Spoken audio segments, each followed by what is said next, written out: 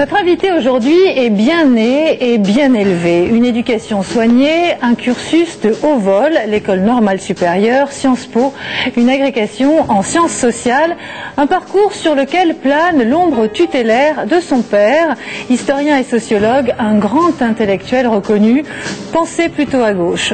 Je me suis aperçue, en préparant cette rencontre, qu'on ne connaît d'elle finalement que son CV, un parcours professionnel sous les ordres de la République, au cabinet de Michel Rocard, Premier ministre, en guise de premier pas, au Conseil d'État, à l'Assemblée, où elle siège en tant que députée. Femme, politique, membre du Conseil national du Parti socialiste, secrétaire national chargé de la protection sociale et de la santé, très consultée en ce moment. Une image parfaitement maîtrisée, tenue même, ce qu'elle accepte de donner à voir seulement. Le reste est bien protégé, la famille, les 3 enfants, dont on ne sait finalement presque rien, comme une élégance à ne pas se dévoiler. Et à part ça, Marisol Touraine, bonjour. Bonjour. Alors la plus étonnée, c'est moi que vous ayez accepté de venir dans cette émission finalement, où on parle d'autre chose que de politique, et on vous entend toujours sur le registre politique. Pourquoi vous avez accepté ?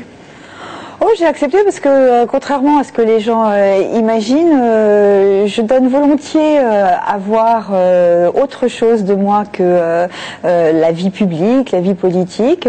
C'est vrai qu'il faut venir chercher un peu. C'est vrai que, je le sais, je donne l'image d'une femme un peu secrète. On m'avait dit une fois extrêmement contrôlée, ce que je suis assurément, mais je ne suis pas que cela. Et donc c'est aussi l'occasion de montrer autre chose. Alors vous êtes une fille d'eux. Oui. Fille d'Alain Touraine, donc voilà, un personnage, un grand intellectuel. Est-ce que ça a été difficile ça, ou est-ce que vous en avez profité? Est-ce que vous l'avez subi ou pas? Oh non, on subit certainement pas. Il y a des moments où c'est contraignant, exigeant, difficile certainement, parce que il faut répondre à une attente, répondre aussi à l'image qu'on vous renvoie. Vous êtes la fille d'eux, surtout quand, au fond, au début, vous commencez par mettre vos pieds dans les traces paternelles, parce que je me rends compte que j'ai fait, j'en suis rendu compte très vite, les mêmes études, voilà, exactement le même parcours, pour ensuite bifurquer. Sans s'en rendre compte? C'est-à-dire un jour vous vous êtes dit tiens mais c'est bizarre, je fais comme mon père? Non, enfin c'est-à-dire que oui, un jour on se dit les études que j'ai faites sont les mêmes, même si je n'ai pas envie de faire nécessairement la même chose. Je n'avais pas envie de devenir sociologue, je n'avais pas vraiment envie de devenir une universitaire uniquement consacrée à la réflexion, même si j'avais commencé par m'engager dans cette voie-là. Mais c'est vrai que les choses ont pour moi eu un caractère naturel. Le chemin que j'ai emprunté était naturel. Les études c'était normal, elles ont été plutôt facile pour moi, ça n'a pas été un moment, disons, de contrainte, contrairement à ce qui peut arriver. Et au contraire, j'ai même pris beaucoup de plaisir à cette période de ma vie de découverte intellectuelle, de réflexion, etc. Vous aimez apprendre. Puis, voilà, j'ai aimé apprendre beaucoup, mais en même temps, je voudrais dire qu'avoir un père qui est un intellectuel reconnu, mais un intellectuel tout court, c'est quand même une chance extraordinaire, bien plus qu'autre chose. C'est une très grande chance. Vous avez choisi la politique. Oui. Est-ce que vous auriez pu faire autre chose? Vous avez été tentée par d'autres voies? Non, je n'ai pas été vraiment tentée par d'autres voies. C'est-à-dire que comme je vous le disais, au départ, je me disais, je vais devenir universitaire, faire de la recherche, et je voulais travailler sur les questions internationales. C'est là-dessus que j'ai commencé à réfléchir et à m'investir dans ma vie professionnelle. Donc, j'aurais pu être une spécialiste de géopolitique, de géostratégie. Ça comblait à la fois mon goût pour la réflexion et mon envie de voyage, de déplacement, et j'ai quand même fait ça pendant un certain nombre d'années, à me déplacer un peu partout sur la planète. Donc j'aurais pu faire ça, mais en même temps c'est vrai que les questions stratégiques, c'était pour moi une façon de réfléchir au rapport de force, au rapport de pouvoir à l'échelle planétaire, et donc ça m'a amené quand même assez vite à la politique. Ah, ça vous a amené à la politique. Alors la politique c'est un monde qui est dur. Oui. On prend des coups. Oui. Faut être un peu guerrier. Est-ce que vous êtes guerrière? Peut-être pas assez d'ailleurs, je suis devenue davantage, mais François Mitterrand disait que la plus grande qualité en politique c'est l'indifférence. Ça c'est sans doute une qualité qui me manque, en tout cas poussée à l'extrême, être totalement indifférent aux coups que l'on prend, à ce que l'on peut raconter sur vous, se forger une carapace, c'est ça. Mais on a l'impression que vous l'êtes, puisqu'on vous donnez cette impression de femme un peu inoxydable.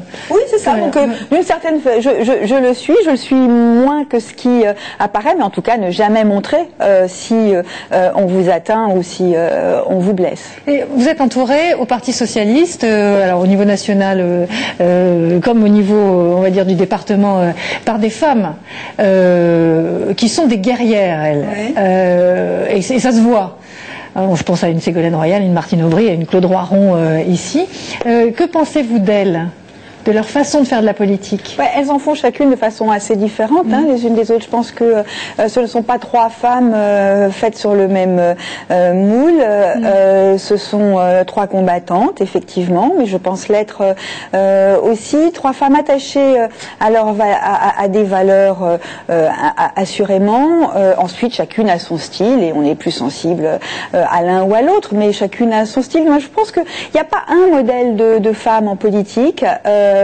Et on a trop souvent tendance à reprocher aux femmes qui font de la politique d'être des guerrières alors que ça paraît normal pour un homme. Donc même si je ne me reconnais pas nécessairement dans les images que projette chacune de ces trois femmes, eh bien à un moment ou à un autre, je dois dire que je trouve toujours désagréable quand on les critique pour un style de combat qui ne viendrait à l'idée de personne de reprocher à un homme. Bien sûr. Oui. Drôle de vie de famille. Du coup, vous avez un mari qui est par ailleurs en plus ambassadeur au Mali. Oui. Vous avez 3 enfants, dont votre fille aînée qui vit aux États-Unis. Oui.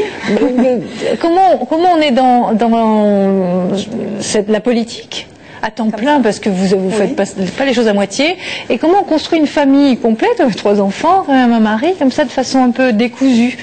On le construit parce qu'on le veut, parce que c'est quelque chose qui apparaît comme une nécessité. C'est vrai que aujourd'hui mes enfants sont plus grands, la plus jeune a 17 ans, elle a évidemment extrêmement besoin de moi, de son père aussi, mais ça n'est pas la même chose que quand j'ai commencé en politique où elle avait par exemple 3 ans, même pas.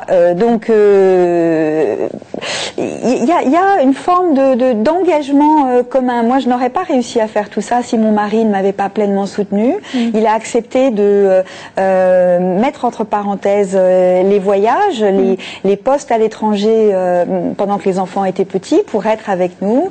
Et il m'a toujours beaucoup accompagnée. Donc je trouve normal qu'aujourd'hui lui puisse prendre des postes quand même à la mesure des disons de ses attentes et des responsabilités auxquelles il peut aspirer. Donc il y a une volonté commune, beaucoup d'organisation, énormément d'organisation. J'ai des souvenirs aujourd'hui, ça c'est un peu passé, mais de tableaux quasiment minutés, ce qui était mis sur les frigidaires ou sur le frigidaire pour qu'on sache toujours qui faisait quoi, quand se livrait l'épicerie et quand il fallait aller chercher au cours de musique, etc. Et puis il faut quand même le dire, de l'aide, parce qu'on ne peut pas faire un parcours professionnel comme ça sans être évidemment aidé. Ça vous aide quand vous parlez des retraites, du sort des femmes dans la réforme sur la retraite, de voir ce qu'a été votre vie et combien c'est difficile de travailler, d'avoir des enfants. Enfin voilà, oui, ça m'aide et en même temps je suis évidemment consciente que je suis beaucoup plus favorisée que la plupart des femmes qui elles ont besoin d'être défendues et d'être soutenues. Moi je fais quand même partie des femmes qui sont de ce point de vue-là privilégiées, d'abord parce qu'elles ont un mari qui a complètement soutenu et accompagné, et puis ne serait-ce que financièrement. Mais oui, je pense que une des qualités des femmes en politique, c'est qu'elles ne cloisonnent pas complètement leur expérience personnelle et leur combat politique sur un certain nombre de sujets. On est ancré dans une réalité qui est la réalité de devoir concilier vie professionnelle, vie familiale. Alors même si c'est plus facile pour moi que pour d'autres, c'est une exigence. Ça n'est pas facile tous les jours. C'est parfois très contraignant, très frustrant. Et oui, c'est une façon de savoir ce que vivent les autres. Votre mari, est ambassadeur au Mali, ce que je disais tout à l'heure. Et vous allez le voir parfois? Vous aimez l'Afrique, J'ai découvert l'Afrique à l'occasion de sa nomination au Mali. J'ai découvert un continent extraordinaire, magnifique. Moi, je n'avais pas, comment dire, de lien particulier avec ce continent. J'en ai avec l'Amérique latine, beaucoup plus. Et donc, j'ai découvert un univers de couleurs, de musique, d'odeurs, un univers aussi culturel très différent. Oui, j'aime bien et j'aime bien me voyager là-bas quand je peux. Je n'y vais évidemment pas très souvent, mais enfin on se débrouille quand même pour se voir, je vous rassure. Bon, dans cette émission, on demande à notre invité d'apporter un objet. Qu'avez-vous apporté? Alors j'ai apporté un objet qui ne me quitte pas, qui est tout bête, l'objet de tous les jours. C'est un porte-clés. Un porte-clés un peu vieux. C'est un trèfle à 4 feuilles en cuir qui vient du Chili. Et qui m'a été offert par ma mère qui était chilienne et qu'elle m'a offert comme ça un jour où elle devait revenir, je ne sais plus exactement à quelle occasion, et puis mais elle était malade à l'époque déjà, elle est morte peu après, elle est morte il y a une vingtaine d'années, et ce trèfle à 4 feuilles qui est censé porter chance ne me quitte pas. C'est une façon pour moi d'avoir ce contact avec elle, avec son pays, oui, elle est partie jeune, et voilà. Et donc c'est un objet qui est sans doute le seul objet qui reste avec moi absolument tout le temps. Toujours. Tout le temps. Oui. Le Chili, justement, donc c'était son pays. Est-ce que c'est un peu le vôtre? Est-ce que vous aimez y aller? Vous y allez? J'y vais. Vous avez de la famille là-bas? J'ai de la famille, toute sa famille à elle, qui habite toujours là-bas, avec qui je suis toujours en contact très proche. Surtout que c'est une famille très chaleureuse, très accueillante, très ouverte. Vous avez la double nationalité? Non, je n'ai pas la double nationalité. Je l'ai eue pendant un temps, je ne l'ai plus. Mes enfants d'ailleurs souhaitent eux aussi pouvoir s'inscrire dans cette lignée, donc ils ont envie eux de l'acquérir, cette double nationalité. Oui, c'est-à-dire que je suis évidemment complètement française, et il y a une petite part de moi malgré tout, enfin une grande part affective, mais une petite part qui se retrouve spontanément quand j'entends de la musique latino, quand j'entends parler espagnol avec l'accent du Chili, c'est chez moi. Il y a quand même eu une présidente, Michelle Bachelet, une femme. Est-ce que c'est un destin dont vous rêvez? Non, je me projette pas du tout comme ça. C'est dire que je n'ai pas d'ambition, ce serait faux et absurde. On ne fait pas de la politique pour ne pas avoir, sans avoir de l'ambition, mais ça n'est pas ce genre de destin dans lequel je me projette. Et vous auriez pu faire de la politique au Chili? Vous auriez pu choisir à un moment le Chili ou pas? Honnêtement, non. Je le dis simplement, je n'y ai jamais vécu. Enfin, j'y passais 2-3 mois l'été lorsque j'étais enfant. J'y passais mes vacances d'été. J'y ai rencontré du monde. J'y ai voyagé. Mais non, c'est pour moi un deuxième pays, une forme d'excroissance, si j'ose dire, de ma personnalité. Mais non, j'ai toujours été en France, ancrée en France. Qu'est-ce qui vous émeut? On est presque à la fin de cette émission. Qu'est-ce qui vous émeut dans la vie? Qu'est-ce qui vous touche? Ce qui me touche, c'est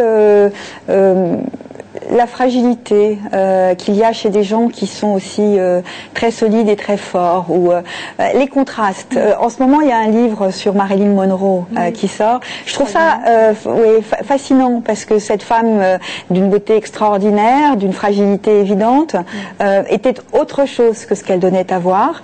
Et je trouve toujours intéressant d'aller regarder cette autre chose chez les gens. C'est ça qui m'émeut, je crois. Dernière question de l'émission, ce n'est pas moi qui la pose, c'est la machine. Donc vous dites stop, les questions vont défiler, vous n'avez pas le temps de les lire. Vous dites stop. Stop.